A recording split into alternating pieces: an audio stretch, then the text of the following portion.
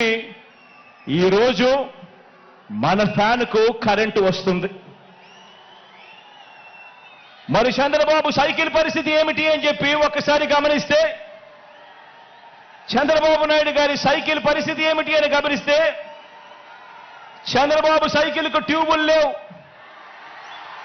చంద్రబాబు సైకిల్కు టైర్లు లేవు, చంద్రబాబు సైకిల్కు చక్రాలే లేవు, చంద్రబాబు సైకిల్ తుప్పు పట్టిన పరిస్థితిలో ఈరోజు ఉంది. ఆ తుప్పు పట్టిన సైకిల్ను తొక్కటానికి, ఆ తుప్పు పట్టిన సైకిల్ను తోయటానికి ఇవాళ చంద్రబాబు నాయుడు గారికి వేరే పార్టీలు కావాలి. ఇది చంద్రబాబు నాయుడు గారి జాబ్ రిక్వైర్మెంట్. ఎందుకంటే బాబు పేరు చెబితే గుర్తుకొచ్చే ఒక్క మంచి కూడా ప్రజల నోట్లో నుంచి వినపడదు. చంద్రబాబు పేరు చెబితే గుర్తుకొచ్చే ఒక్క స్కీము కూడా ప్రజల నోట్లో నుంచి వినపడదు, కనిపించదు. అందుకే పొత్తుల్లో భాగంగా ముందుగా ఒక ప్యాకేజీ ఇచ్చి ఒక దత్తపుత్రుని తెచ్చుకున్నాడు ఈ పెద్ద మనిషి చంద్రబాబు నాయుడు. దత్తపుత్రుని ఎందుకు తెచ్చుకున్నాడంటే, ఈ ప్యాకేజీ స్టార్ అయితే సైకిల్ సీటు తనకు కావాలని అడగడు, తన వారికి సీట్లు ఇవ్వకపోయినా కూడా ఈ పెద్ద మనిషి, ఈ దత్తపుత్రుడు అడగనే అడగడు. ఎందుకు ఇన్ని తక్కువ సీట్లు నాకు ఇస్తున్నావు అని చెప్పి అంతకన్నా క్వశ్చనే చెయ్యడు. కావాలంటే తాను తాగుతా ఉన్న టీ గ్లాస్ కూడా బాబుకే ఇచ్చేస్తాడు. చంద్రబాబు సిట్ అంటే కూర్చుంటాడు, చంద్రబాబు స్టాండ్ అంటే నిలబడతాడు. సైకిల్ను ఎప్పుడు దిగమంటే అక్కడ దిగుతాడు, ఎప్పుడు సైకిల్ను తోయమంటే అప్పుడు తోస్తాడు. పొత్తుల్లో ఉండమంటే పొత్తుల్లో ఉంటాడు, విభేదించినట్టు డ్రామాలు ఆడమంటే రక్తి కంటిచ్చే డ్రామా కూడా ఆడుతాడు. వెనకటికి చంద్రబాబు నాయుడు లాంటి నాయకుడిని ఎవరో అడిగారట. వెనకటికి చంద్రబాబు నాయుడు గారి లాంటి నాయకుడిని ఎవరో అడిగారట, అయ్యా పరిపాలన చేసేవారు కలకాలం గుర్తుండాలంటే ఎలాంటి పనులు చేయాలి అని చెప్పి అడిగారట. ఎలాంటి పనులు చేస్తే కలకాలం గుర్తుండిపోతాం ప్రజల్లో అని చెప్పి అడిగారట. అప్పుడు ఆ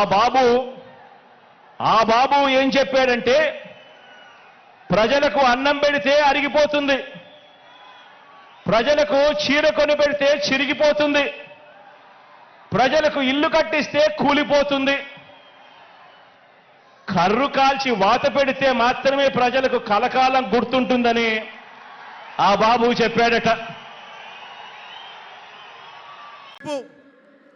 ఆత్మనిర్భర్ భారత్గా, సెల్ఫ్ రిలయంట్ భారత్గా ఎక్కడి నుంచో విదేశాల నుంచి వచ్చిన సంస్థలు భారతదేశానికి వస్తుంటే ఆంధ్రప్రదేశ్కి రావాల్సిన సంస్థలు పారిపోతూ ఉన్నాయి.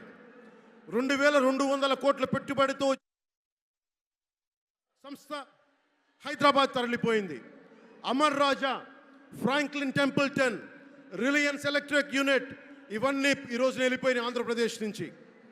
పారిశ్రామిక ప్రగతి ఒకప్పుడు 2019లో 10.24% ఉండగా ఈ రోజున -.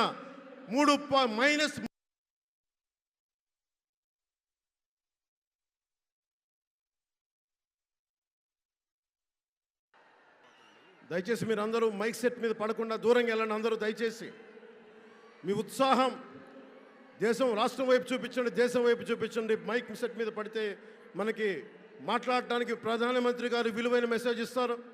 దానికోసం మైక్ మీద పడకుండా, కన్సోల్ మీద పడకుండా దయచేసి అందరూ అక్కడున్న యువకులు అందరూ దయచేసి ఒత్తిడి చేయకుండా వెనక్కి వెళ్ళండి. ఆంధ్రప్రదేశ్ నెగిటివ్ గ్రోత్ పోతా ఉంది. మా మీద తెలుసు, వైజాగ్లో ఇన్సిడెంట్లు కానీ ప్రతిపక్ష నాయకుల మీద ఎలాంటి దాడులు చేశారో, బీజేపీ కార్యకర్తల్ని పొట్టల్లో కత్తులు గుచ్చి పేగులు బయటికి తీశారు వైసీపీ నాయకులు. వైఎస్ వివేకానంద రెడ్డి గారిని మర్డర్ చేయించిన ప్రభుత్వం ఇది. సిబిఎన్ గారిని ఇబ్బంది పెట్టిన ప్రభుత్వం అరెస్ట్ చేసి నన్ను స్వయాన అనేక పర్యాయాలు అడ్డుకున్న ప్రభుత్వం ఇది. ఈ ప్రభుత్వం పోవాలి.